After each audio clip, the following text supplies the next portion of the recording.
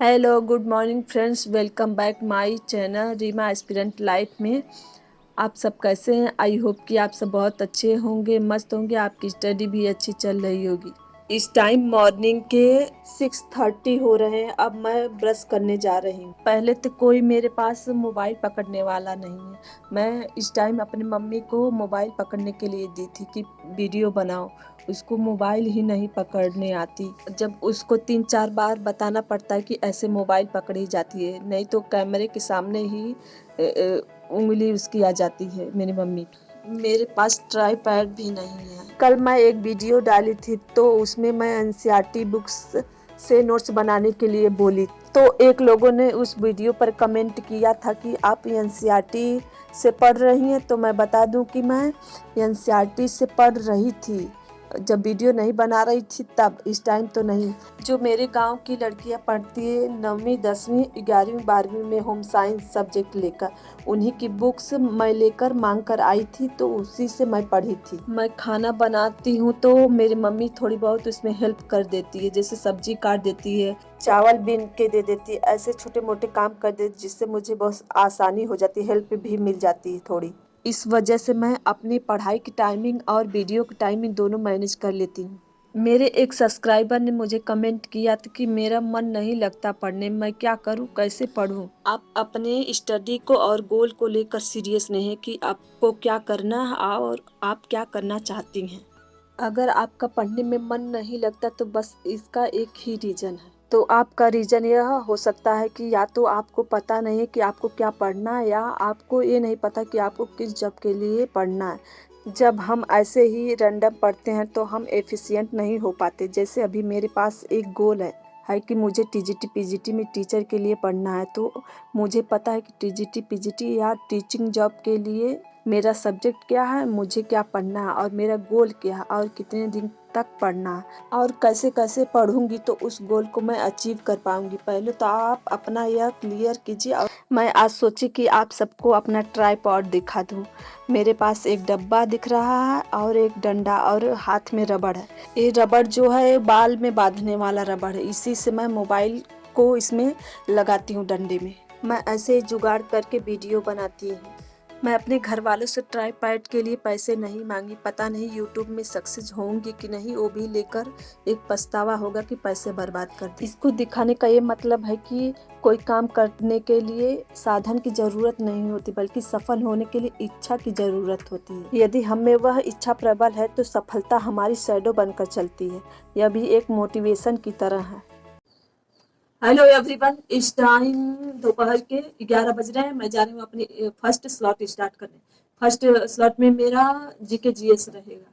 इस टाइम 2-4 दिनों से इतनी गर्मी पड़ रही, इतनी घर में मेरे जैसे लगता है कि आग लगी है, ऐसा हो रहा है। फिर भी इसमें पता नहीं कैसे मैं पढ़ रही हूँ। दिन भर मैं घर में ही रहती, बाहर निकलती नहीं। शाम को 6 बजे जब होता है तब मैं बाहर निकलती हूँ। सुबह से 11 बजे तक तो ठीक रहता है, लेकिन फिर उसके बाद इतने गर्मी नहीं, जैसे आग भी निकलती है घर में से, पूरा गर्म हो जाता है हर चीज। चलिए स्टार्ट करते हैं आज का स्लॉट। मेरे फर्स्ट स्लॉट में जीके जीएस से मैं गांधी युग पढ़ रही हूँ। आज मेरा 3rd डे है गांधी युग में। इसमें मैं जितने भी गांधी युग में आंदोलन और प्रमुख घटनाएं हुई हैं उन सब के बारे में मैं इसमें पढ़ रही हूँ। जैसे कि चंपारण सत्याग्रह, खेड़ा सत्याग्रह, मजदूर आंदोलन, खिलाफत आंदोलन, सविनय अवज्ञा, असहयोग आंदोलन, व्यक्तिगत सत्याग्रह, भारत छोड़ो आंदोलन, ये सब आंदोलन है। और प्रमुख घटनाओं में रॉलेट एक्ट, जलियांवाला बाग हत्याकांड, चौरी चौरा कांड, Swaraj party, Simon commission, Nehru report, प्रमुख गोलमेज सम्मेलन, गांधी इरविन समझौता, द्वितीय गोलमेज सम्मेलन, द्वितीय विश्व युद्ध, इतनी सब घटनाएं इसमें पढ़ना है। अब मैं जा रही हूँ अपना सेकंड स्लॉट स्टार्ट कर रही हूँ। इसमें मेरा सेकंड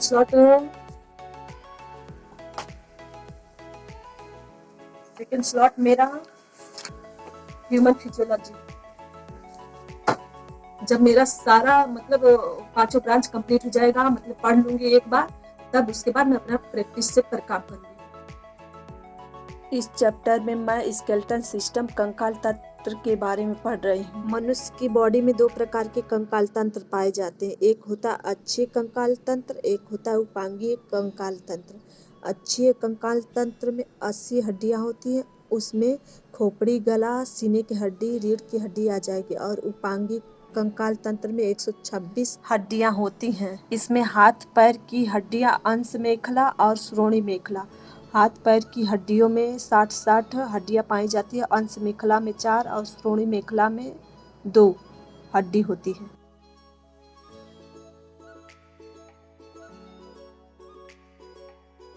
2 स्लॉट कंप्लीट करने के बाद मैं अब जा रही हूँ बाहर। इस टाइम 5 बज रहे, नहीं तो मैं 6 बजे बाहर आती हूँ पढ़ने के बाद। आज बहुत गर्मी पड़ रही है, घर में फैन जो चला जैसे आग उगल रहा। मैं बाहर आ गई हूँ। यहाँ मेरी मम्मी धान भिगोई थी बिया डालने के लिए। अगर आप इस जॉब को पाना चाहते हैं तो इसके लिए फिजूल के बहाने, समय न मिलना, बहुत सारा काम है, मुझे याद नहीं रहता, आलस आता है, मन नहीं लगता, ये सब मायने नहीं रखता। आप अपनी स्टडी करते रहिए और ये बहाना मत बनाइए कि मुझे पढ़ने का मन नहीं करता। ऐसे कैसे होता है? एग्जाम के एक दिन पहले आप 10 चैप्टर पढ़ के पूरा कर लेते हैं और उसके पहले तक आपसे एक दिन में एक चैप्टर भी पढ़ा नहीं जाता। क्या अचानक से कोई अदृश्य शक्ति आ जाती है जो आपको पूरा सिलेबस एक दिन में पूरा करवा देती है और जिसके अभाव में आप उसके पहले तक आलसी बने रहते हैं? क्या वीडियो गेम खेलते वक्त और सोशल मीडिया पर घंटों रील देखते हुए अपने टाइम को बर्बाद करते, उस टाइम ये सोचते हैं कि हमारा मन इसमें कैसे लग रहा है? अगर किसी चीज में मन नहीं लगता या आपके पास संसाधनों की कमी है तो इसके लिए अलग उपाय की जरूरत है। लेकिन अगर ऐसा नहीं है तो आप मन न लगाना सिर्फ एक बहाना है। इसलिए या तो उस क्षेत्र में अपना भविष्य बनाए जिसमें आपका मन लगता हो, या फिर हर तरह के बहाने को त्याग कर पढ़ाई में मन लगाएं।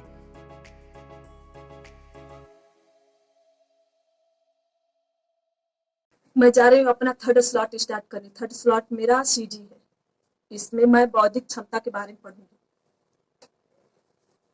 सीडी में मैं बौद्धिक विकास पढ़ रही हूँ। इसमें बौद्धिक विकास के ऊपर जितने भी प्रयोग हुए हैं, जितने भी वैज्ञानिकों ने प्रयोग किया है, सब इस चैप्टर में दिया गया है। बुद्धि और ज्ञान में क्या अंतर है आप लोग जानते हैं? जैसे बुद्धि होती है वो जन्मजात होती है, लेकिन ज्ञान को हम अर्जित कर सकते हैं।